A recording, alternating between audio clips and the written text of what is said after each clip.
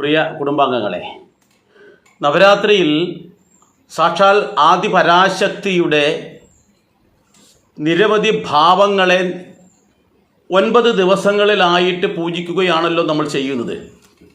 എന്ന് വെച്ചാൽ ഓരോ പടിപടിയായി അവസാനം പൂർണ്ണതയിലേക്ക് എത്തുന്നു എന്ന് വേണം നമ്മൾ മനസ്സിലാക്കാൻ.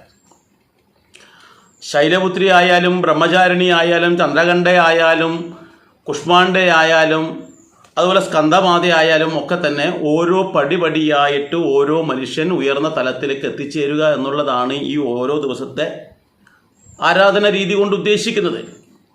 നമ്മൾ LKG പഠിച്ചു, UKG പഠിച്ചു, 1ാം ക്ലാസ് പഠിച്ചു, അങ്ങനെ പഠിച്ച് ഹൈസ്കൂൾ എത്തി, ഡിഗ്രി എത്തി, അങ്ങനെ മേൽപോട്ട് എത്തിയിട്ട് നല്ല ശ്രേഷ്ഠമായ ഒരു ജോലിയിലേക്ക് നമ്മൾ പ്രവേശിക്കുന്നു എന്ന് നമ്മൾക്ക് തോന്നും.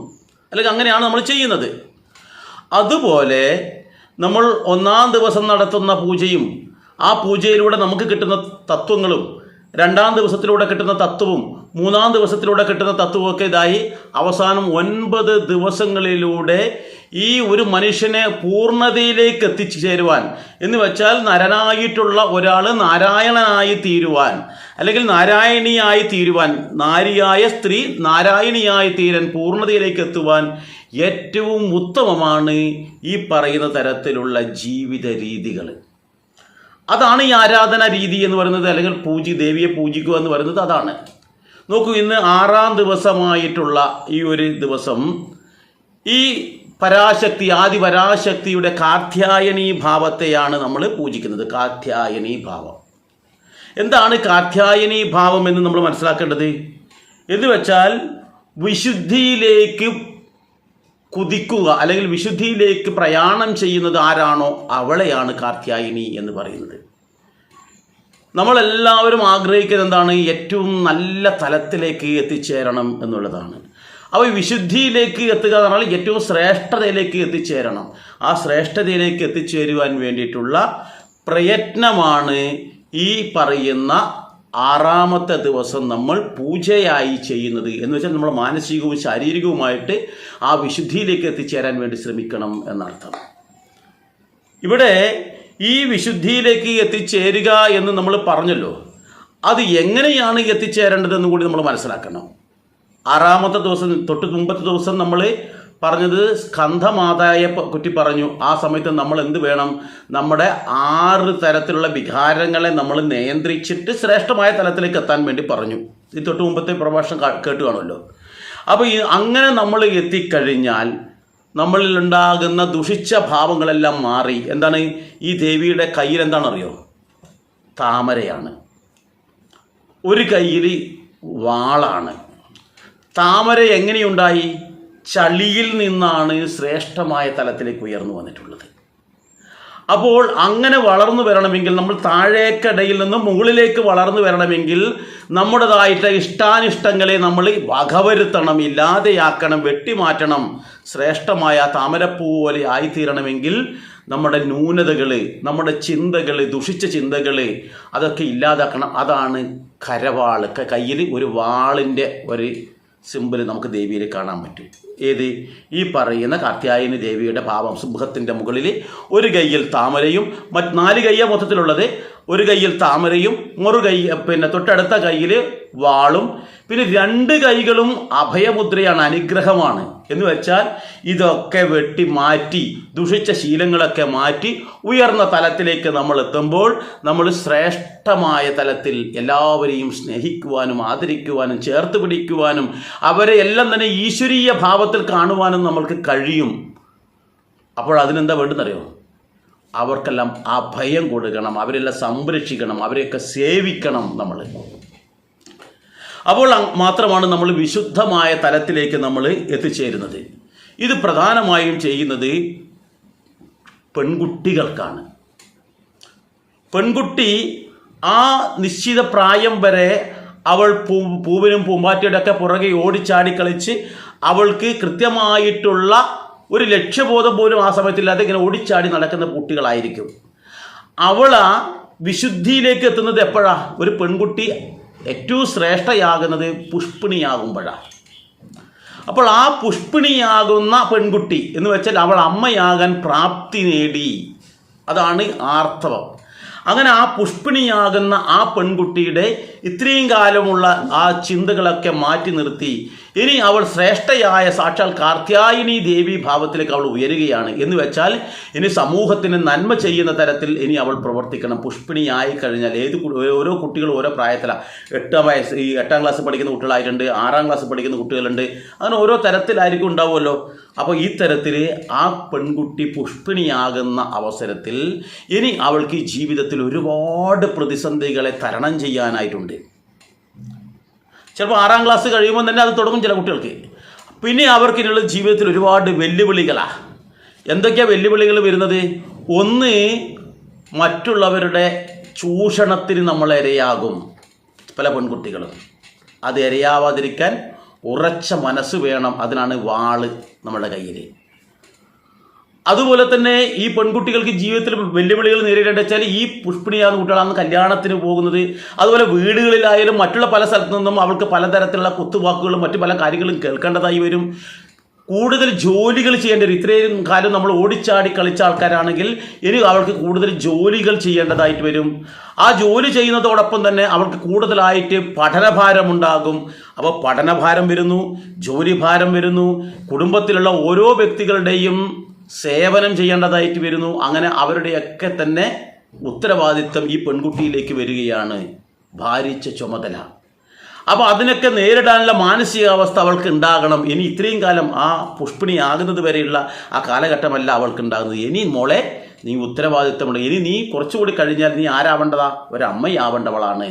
അപ്പോൾ ഇനി നിനക്ക് ഒരുപാട് ഉത്തരവാദിത്തങ്ങളുണ്ട്. ആ ഉത്തരവാദിത്തങ്ങൾ ഉണ്ടാകുമ്പോൾ നിനക്ക് എന്തുണ്ടാവും? കുറേ പ്രശ്നങ്ങൾ അതിജീവിക്കേണ്ടതായി വരും. മുമ്പ് നമ്മുടെ അച്ഛനോ അമ്മയോ ആണ് അത് അതിജീവിച്ചെങ്കിൽ ഇനി ആരാണ് അതിജീവിക്കേണ്ടത്? നമ്മൾ തന്നെയാണ്. കാരണം ഉത്തരവാദിത്വമുള്ള തലത്തിലേക്ക് നമ്മൾ വളർന്നു കഴിഞ്ഞു.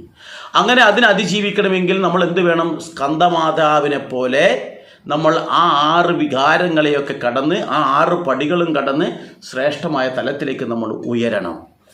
ആ ഉയരുക എന്ന് മാത്രമല്ല, നമ്മൾ വിചാരിച്ചു കഴിഞ്ഞാൽ സാക്ഷാൽ കാർത്യായനി ഭാവത്തിൽ നമ്മൾ എത്തിക്കഴിഞ്ഞാൽ നമ്മൾക്ക് പിന്നെ ഒന്നിനെയും ഭയക്കേണ്ടതില്ല. കാരണം ഏത് പ്രതിസന്ധികളെയും നമുക്ക് അതിജീവിക്കാൻ പറ്റും.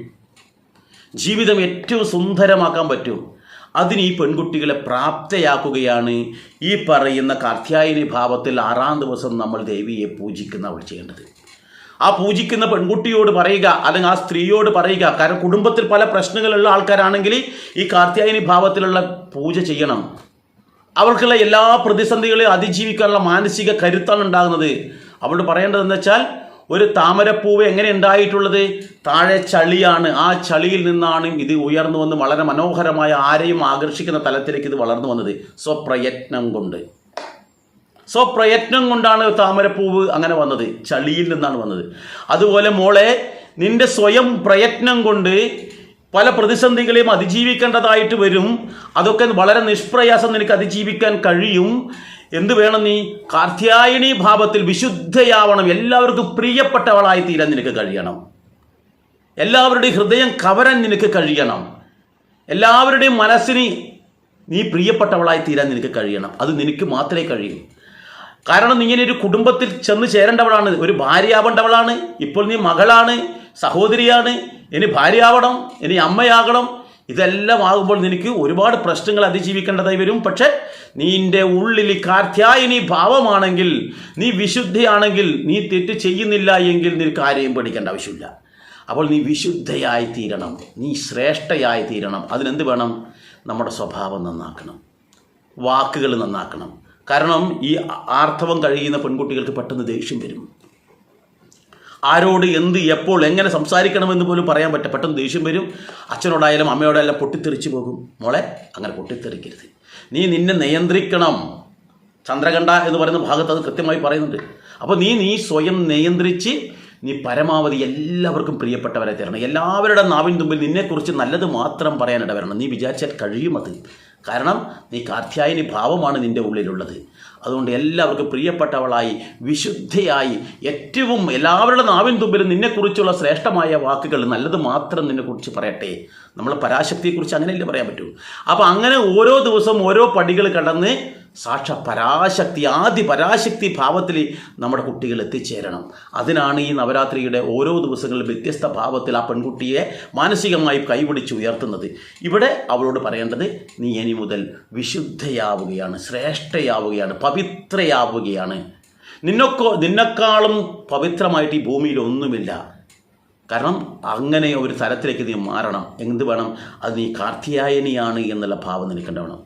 കാർത്യായനി എന്ന് പറഞ്ഞാൽ വിശുദ്ധമായത്, ഏറ്റവും ശ്രദ്ധമായ തലത്തിലേക്ക് ഉയരുന്നത്, താഴത്തെ തലയിൽ നിന്നും ഉന്നതിയിലേക്ക് വരുന്നത്. അതാണ് ഞാൻ താമരപ്പൂവിൻ്റെ ഉദാഹരണം പറഞ്ഞത്. അപ്പോൾ ആ തലത്തിലേക്ക് നമ്മൾ വരണം. ഒരുപാട് പ്രശ്നങ്ങൾ അതിജീവിക്കേണ്ടതായി വരും. നമുക്കറിയാം, നമ്മൾ യാത്ര പോകുമ്പോൾ ഒരാൾ പറയുകയാണ് ഇരുട്ടാണെന്നിരിക്കട്ടെ, മുന്നിൽ വലിയൊരു കുഴിയുണ്ട് എന്ന് പറയും. നമ്മൾ എന്ത് ചെയ്യും?